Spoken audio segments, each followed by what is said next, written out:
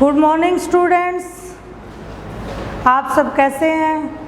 जी हाँ, मैं बिल्कुल, मुझे आशा ही नहीं पूरा विश्वास है कि आप सब अच्छे होंगे, स्वस्थ होंगे और खुशहाल होंगे। जी हाँ, तो सबसे पहले हम गायत्री मंत्र की शुरुआत करते हैं। और एक मुझे ध्यान आया कि नई ऑडियंस भी हमारे साथ जुड़ी हुई है, तो मैं एक दिन आपको ज़रूर बताऊंगी कि कक्षा की शुरुआत गायत्री मंत्र से ही क्यों की जाती है। इस विषय पे हम ज़रूर बात करेंगे, क्योंकि हम एक प्रोफेशनल डिग्री की क्लास ले रहे हैं। जैसे कि आप सबको पता है कि यह मुख्यतः देखो, टेंस एक ऐसा विषय है जो बड़ा सामान्य है और हर वर्ग के लोगों के लिए यह यूज़फुल है, फ्रूटफुल है। लेकिन फिर भी मुख्यतः जो BSTC की क्लास है उसको ध्यान में रखते हुए ये चीज़ हो रही है। तो बड़ी प्रोफेशनल डिग्री है और उन्हें टीचिंग एप्टीट्यूड भी सिखाना हमारा कार्य होता है। तो इस पे हम एक दिन ज़रूर बात करेंगे कि ये क्यों ज़रूरी है। और आप तो बिल्कुल नन्हे मुन्ने फूल से बच्चों के प्रत्यक्ष जाएंगे, उनसे जुड़ेंगे, तो बच्चों को अगर बचपन में अच्छे संस्कार मिल जाएं तो फिर वो आगे अपनी स्कूलिंग, अपना कॉलेज और पूरी लाइफ बड़े अच्छे से वो जीते हैं। तो इसका एक दिन मैं आपको भावार्थ भी समझाऊंगी और क्यों ज़रूरी है। आप क्लास में आपके बच्चे शरारती हैं, मतलब बिहेव से संबंधित कोई समस्या है, तो बड़ी आप आसानी से उसको हल कर सकते हैं। तो एक बार हम गायत्री मंत्र का जाप करते हैं। ओम भूर्भुवः स्वः तत्सवितुर्वरेण्यं भर्गो देवस्य धीमहि धियो यो नः प्रचोदयात्। ओम शांति शांति शांति ओम। जी हाँ, तो आज हम हमारे विषय की ओर बढ़ने से पहले, जैसा कि पिछली कक्षा की बात कर लेते हैं कि पिछली विगत जो कक्षाओं में है, आपने ठीक टेंस के दो प्रकार, यानी सेंटेंस, हम किसी काम के होने की दशा को किस भांति हम अलग कर सकते हैं। तो हमने देखा था कि हम किसी कार्य होने की दशा को लगभग मोटे तौर पे 4 भागों में डिवाइड करते हैं, जिसमें से सबसे पहला जो भाग है इंडेफिनेट, दूसरा कॉन्टिन्यूअस, तीसरा परफेक्ट और चौथा परफेक्ट कंटिन्यूअस। आप अब तक इस चीज़ से रूबरू और बड़ा फ्रेंडली हो चुके होंगे, नहीं होंगे तो मैं एक बार फिर दोहरा देती हूँ। साधारण वाक्य, और कैसा साधारण वाक्य? ऐसा साधारण वाक्य जिसमें सामान्य रूटीन की बातें कही जाए, डेली रूटीन की बात हो, और जिस वाक्य के अंत में ता आए। अब उसको मैंने ता है क्यों नहीं जोड़ा, आपको अच्छी तरह पता है कि हमारा जो का टेंस है वो 3 प्रकार से चलता है, प्रेजेंट, पास्ट और फ्यूचर। इसीलिए हम ता के साथ प्रेजेंट में है जोड़ेंगे, पास्ट में था, और भविष्य के लिए हमें 3 शब्द आ, गा, गे, गी का प्रयोग देखते हैं, तो उससे हमें पता चल जाता है कि यह भविष्य की बात कही जा रही है। उसके बाद कंटिन्यूअस, जैसे हम पढ़ाने का कार्य कर रहे हैं, यानी एक ऐसा कार्य जो शुरू तो हो गया है लेकिन समाप्ति की ओर नहीं बढ़ा है, वह कार्य लगातार चल रहा है। उस टेंस की आज हमने बात की। अब वो कार्य चल रहा है तो वो तीनों काल में कैसे चलेगा, क्या उसका स्ट्रक्चर बनेगा, उसमें कौन सी वर्ब की फॉर्म आएगी और किस तरह से हम वाक्यों का प्रयोग करें, वो हमने बात की। तो सबसे पहले एक बार मोटे तौर पे रिवीजन के हिसाब से हम इन पे दोबारा चर्चा कर लेते हैं। जैसे हमने पार्ट 3 में इनडेफिनेट टेंस को पढ़ा। इनडेफिनेट टेंस की पहचान मैं आपको बार बार बता चुकी हूँ। कोई भी ऐसा वाक्य जिसमें हैबिचुअल, डेली जो हैबिट की बात की गई हो, जैसे वह स्कूल जाता है, वह स्कूल जाता था, वह स्कूल जाता होगा। तो यह क्या है कि रूटीन की बात है। तो इसमें हम कैसे वाक्य बनाएंगे, उसकी पहचान क्या है? सबसे पहले साधारण वाक्य में हम सब्जेक्ट के साथ वर्ब की फर्स्ट फॉर्म और ऑब्जेक्ट का प्रयोग करेंगे। लेकिन इस बीच में एक थोड़ा सा एक वचन और बहुवचन हमें देखना है कि यदि सब्जेक्ट एक वचन है तो उसके साथ हम एस या ईएस का प्रयोग करेंगे। यदि वो बहुत सारे लोग हैं तो उन्हें किसी के साथ की ज़रूरत नहीं है, अकेली वर्ब की फर्स्ट फॉर्म ही कामयाब रहेगी। वाक्य बन जाएगा वह जाता है, ही गोज। प्रथम वाक्य, यदि बहुवचन है वे जाते हैं, दे गो। आपको इतनी बात समझ में आ गई होगी। उसके बाद हम ये बात हमने कर ली प्रेजेंट टेंस की। देखिए, पढ़ाना और सीधा आगे आगे चलते जाना उद्देश्य नहीं है। उद्देश्य है आपको गुणाना, आप उसको गुणें, जाने, समझें और उसका प्रयोग सीखें। इसीलिए मैं इस बात पे इतना जोर दे रही हूँ। अब बात करते हैं पास्ट की। पास्ट की मैंने आपको पहचान अच्छी तरह से बता दी। जो बीत गई वो बात गई, आगे की सुध ले।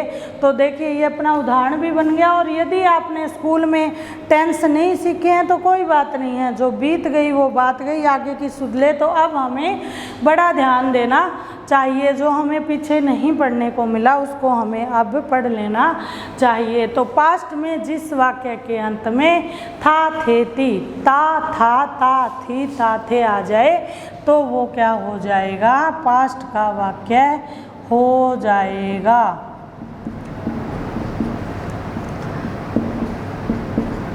अब इसकी कंडीशन क्या है? सब्जेक्ट बड़ा ही सिंपल और बड़ा काम का वाक्य है। सब्जेक्ट वर्ब की second form plus object. He went, they went, we went, कुछ भी कोई भी सेंटेंस आप बना सकते हैं। इसके बाद बात आती है फ्यूचर टेंस की। फ्यूचर टेंस में जाता होगा, वह स्कूल जाता होगा। तो आपको मैंने बताया था कि यदि भविष्य की बात है तो आपको दो शब्दों का प्रयोग करना है, वर्ड्स का प्रयोग करना है। वो कौन कौन से होंगे? विल और शैल। और आपको पता है ये मोडाल्स भी होते हैं, जिसके हम आगे चर्चा करेंगे। विल और शैल का प्रयोग होगा तो सब्जेक्ट के साथ शैल या विल प्लस वर्ब की फर्स्ट फॉर्म और प्लस ऑब्जेक्ट। जैसे इसमें आई और वी के साथ शैल का प्रयोग करेंगे, बाकी विल का प्रयोग। और बाकी ये कंडीशनल और कुछ एक्सेप्शनल चीज़ें हैं जो हम एक बार आप साधारणतः सीख लेंगे तो उसके बाद उस पर हम चर्चा करेंगे। वाक्य कैसे बनेगा? वह स्कूल जाता होगा, ही विल गो। ठीक है, इतनी बात आपके समझ में मुझे लगता है कि अच्छी तरह आ गई होगी। इसके बाद हम बात करते हैं कॉन्टिन्यूअस टेंस की, जो आपने कल पढ़ा था। लगातार, जिसमें कोई कार्य लगातार हो रहा है, वह जा रहा है, प्रेजेंट। अब इसमें मैंने आपको कहा था कि गौर करने लायक दो ही बातें हैं। वो दो बातें कौन सी है? सबसे पहले वाक्य की पहचान। पहचान क्या होगी? उसमें लगातार कार्य होने की बात की जाएगी। रहा है, रहे हैं, रही है।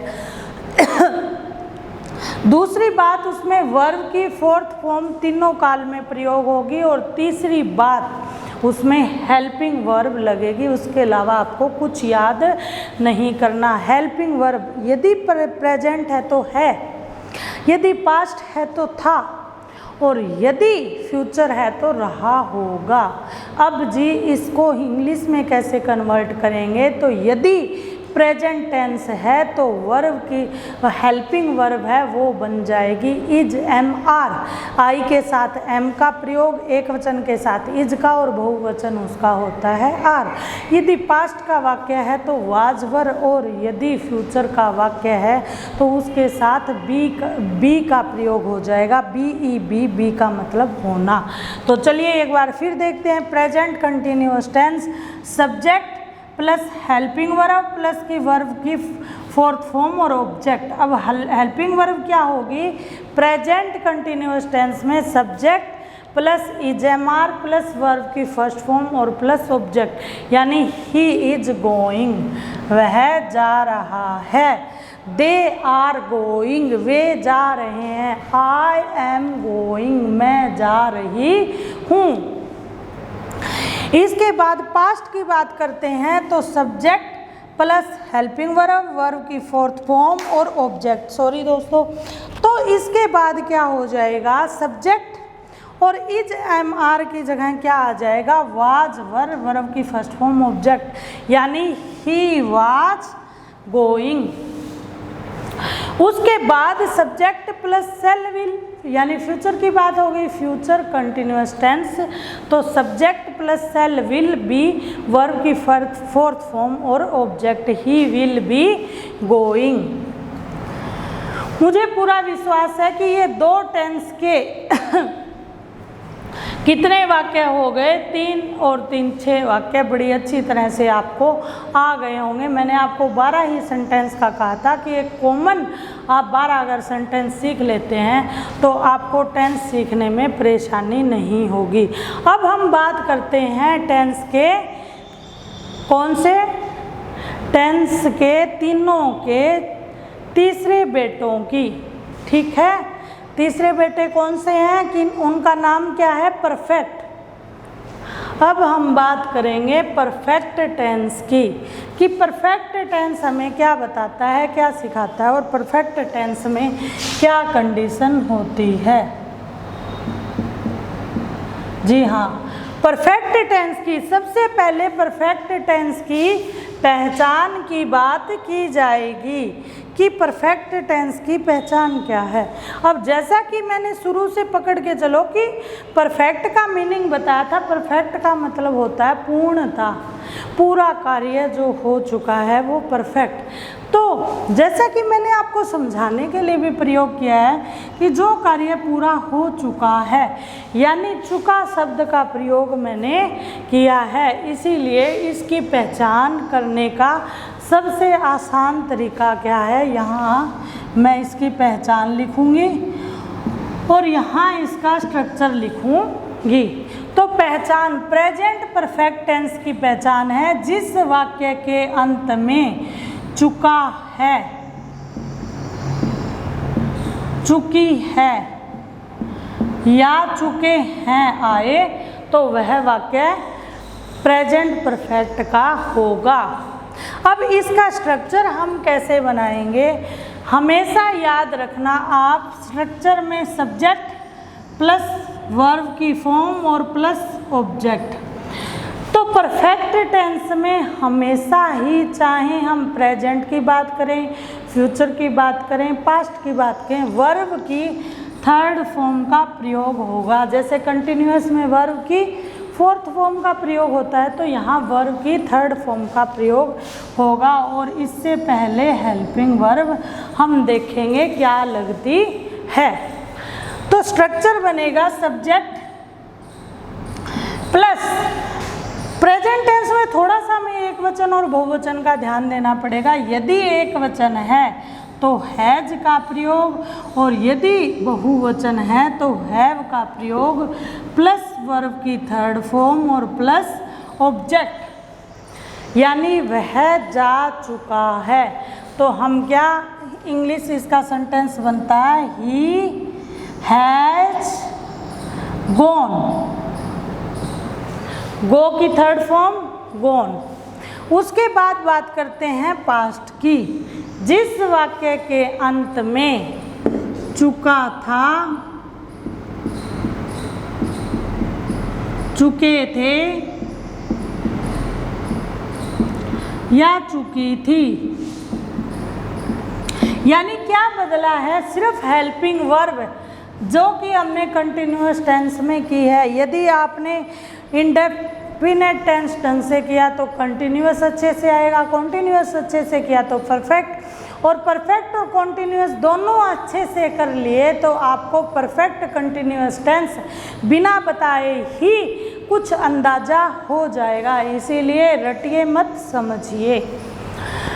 तो जी सारे यहाँ फिजिकली और मेंटली दोनों रूपों से विद्यमान रहना, आप इधर उधर की दुनिया में बीच में विचरण करने मत जाना, वरना आपसे कोई कंसेप्ट मिस हो जाएगा। अब हम बात कर रहे हैं पास्ट परफेक्ट टेंस की। तो पहचान हमने देख ली, अब इसका स्ट्रक्चर कैसे बनता है, सब्जेक्ट प्लस, अब हैज हैव वर्तमान की फॉर्म है तो यह पास्ट की फॉर्म बन जाएगी हैड, क्या बन जाएगी, HAD, और पास्ट जो टेंस है उसमें एक वचन बहुवचन का कोई भी ज़्यादा सा चक्र नहीं होता, सिर्फ कॉन्टिन्यूअस में वाज और वर का, इसके बाद ज़्यादा सा कुछ फ़र्क नहीं पड़ता। तो इसमें सिर्फ subject plus helping verb had plus verb की थर्ड फॉर्म और प्लस ऑब्जेक्ट। और अगर हम वाक्य बनाएंगे वह जा चुका था, यानी जब मैं घर गई तो हम किसी के बारे में बात करेंगे तो वह जा चुकी थी या चुका था। तो इसकी इंग्लिश क्या बनती है? ही, हेल्पिंग वर्ब हैड और वर्ब की third form he had gone, वह जा चुका था। अब हम बात करते हैं फ्यूचर परफेक्ट टेंस की, यानी जिस वाक्य के अंत में चुका होगा, चुकी होगी या चुके होंगे, आए तो वह जो सेंटेंस है वो क्या होगा? Future perfect tense. और इसका स्ट्रक्चर कैसे बनेगा? सब्जेक्ट प्लस विल या सेल, विल और सेल का प्रयोग आपको बताया हुआ है, प्लस हैव प्लस वर्ब की थर्ड फॉर्म और ऑब्जेक्ट। और एक चीज़ याद रखना बच्चों, फ्यूचर टेंस में हैव का ही प्रयोग होता है, हैज़ का प्रयोग नहीं होता। इसीलिए आपको क्या करना पड़ेगा? इसके साथ हैव का प्रयोग करना पड़ेगा। और इसका सेंटेंस कैसे बनेगा हमारे सामने? इसका सेंटेंस बनेगा वह जा चुका होगा, वह जा चुका होगा। तो क्या बनेगा? ही, और ही के साथ विल का प्रयोग होगा या सेल का? अब अगर हमारी क्लास एक्टिवली चल रही होती तो बच्चों को पता होगा कि कई बार मैं मिसमैच करके लिखती हूँ, और फिर जो बच्चे एक्टिव होते हैं, जागे हुए होते हैं, ध्यान से सुन रहे होते हैं, वो करेक्ट कर देते हैं कि मैम करेक्ट योर सेल्फ। लेकिन अब ऐसा पॉसिबल नहीं है, और वो मेरे को हैबिट की बार बार क्लिक भी हो रहा है। लेकिन अभी आप मुझे प्रत्यक्षतः कुछ भी बता नहीं सकेंगे और मैं भी इवैल्यूएट नहीं कर पाऊँगी आपको, तो इसीलिए वो तरीका संभव नहीं है। लेकिन फिर भी मैं प्रयास कर रही हूँ कि मैं पढ़ाऊँ। तो आप अगर घर पे बैठ के वीडियो देख रहे हैं तो आपको ऐसे बीच में लगे कि मैं कुछ पूछ रही हूँ तो आप बोलो, जवाब दो, तो आपको भी बढ़िया लगे और आपको पता भी लगे, आपका खुद का आंकलन भी हो कि हमें कितना आया है। तो क्या हम विल का प्रयोग करेंगे ही के साथ, क्या हम सेल का? तो हम करेंगे विल का प्रयोग, ही विल। अब उसके बाद हमें हेल्पिंग वर्ब क्या बताई गई है? ही विल हैव गॉन, वह जा चुका होगा। इसी की हमने बात की थी। तो अब आप देखिए कि आपको फ्यूचर परफेक्ट टेंस करवाया जा रहा है, यह आपको समझ में आया या नहीं? एक बार फिर हम इस पे थोड़ी सी चर्चा करेंगे ताकि यह आपको अच्छी तरह से आ जाए। जी हाँ, तो बात करेंगे परफेक्ट टेंस की। परफेक्ट टेंस की पहचान, सबसे बड़ी पहचान है कि यह एक ऐसी दशा को दर्शाता है जिसमें कार्य पूर्ण हो चुका हो, यानी जो कार्य है, जो एक्शन है, वो पूर्णता को प्राप्त कर चुका हो। जैसे अभी कोई इधर मुझसे आके पूछे कि मैम आपने लेक्चर कंप्लीट कर लिया क्या, और मैं उनको क्या जवाब दूंगी? मैं पढ़ा चुकी हूँ। इसका मतलब मैं कौन से टेंस में बात कर रही हूँ? मैं प्रेजेंट परफेक्ट टेंस की बात कर रही हूँ। और यदि मैं पीछे की कोई बात, मैं इस समय कल पढ़ा चुकी थी, तो मैं पढ़ा चुकी थी, इसका मतलब मैं पास्ट की बात कर रही हूँ। और मैं पढ़ा चुकी होगी, तो इसका मतलब यानी मैं फ्यूचर की बात कर रही हूँ। तो देखते हैं इसकी पहचान क्या है। प्रेजेंट परफेक्ट टेंस की पहचान चुका है, चुके हैं, चुकी है, और पास्ट की चुका था, चुके थे, चुकी थी। और फ्यूचर की मैं थोड़ा इधर हो जाती हूँ, आपको विजिबल हो जाएगा बोर्ड।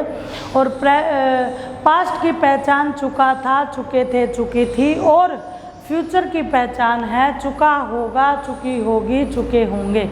उसके बाद उसका स्ट्रक्चर कैसे बनेगा, तो उसका स्ट्रक्चर जो है वो बनेगा subject plus verb plus object. अब हमें सब्जेक्ट और ऑब्जेक्ट में ज़्यादा सी दुविधा नहीं है, हमें फोकस करना है वर्ब और हेल्पिंग वर्ब पे कि हम वर्ब को कैसे प्रयोग करें और हेल्पिंग वर्ब को हम कैसे प्रयोग करें।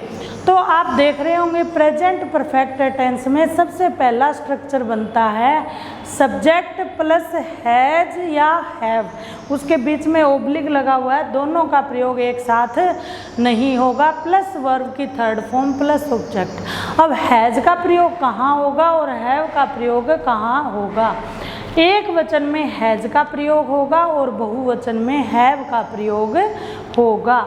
इसके बाद आप देखिए पास्ट की बात हम कर रहे हैं, चुका था, चुके थे, चुकी थी।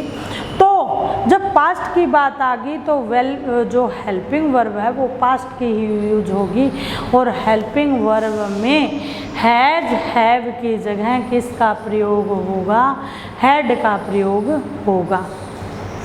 इसके बाद मैंने आपको बताया था कि परफेक्ट टेंस की तीनों परफेक्ट टेंस में जो तीनों काल हैं उसमें वर्ब की थर्ड फॉर्म का ही प्रयोग होता है, यानी परफेक्ट के खुद के जो चार बेटे हैं उन चारों को क्या होगा, वर्ब की थर्ड फॉर्म का ही प्रयोग होगा। तो इसीलिए क्या बनेगा, subject plus had plus verb की थर्ड फॉर्म और ऑब्जेक्ट, जैसे वह खा चुकी है तो he had eaten the food, ठीक है, ही हैड, अच्छा वह गा चुकी है, ही हैड सैंग दी सॉन्ग, ठीक है। तो इस तरह से आप न जाने कितने इसको वाक्य को स्ट्रक्चराइज कर सकते हो। इसके बाद बात करते हैं हम फ्यूचर टेंस की, भविष्य काल की। पूर्ण भविष्य काल में वाक्य कैसे कहे जाएंगे, उनकी क्या पहचान होगी, यानी इन वाक्यों के अंत में चुका होगा, चुकी होगी और चुके होंगे आएगा, जैसा कि आप सामने देख रहे हैं। और स्ट्रक्चर क्या बनेगा, सब्जेक्ट प्लस विल या सेल का प्रयोग प्लस हैव का प्रयोग, वर्ब की थर्ड फॉर्म और प्लस ऑब्जेक्ट। और वाक्य हमारे सामने कैसे बनेगा, वह खा चुकी होगी। यदि हम यह सेंटेंस बनाते हैं तो सी विल, यानी ही और सी के साथ विल का प्रयोग होगा, सी विल हैव ईटन, वह खा चुकी होगी, वह जा चुकी होगी, सी विल हैव गॉन। तो आपने बड़ी अच्छी तरह से देखा कि, और हम इसका एक कोई विल का सेल का वाक्य बना लेते हैं, जैसे मैं जा चुकी होंगी, तो आई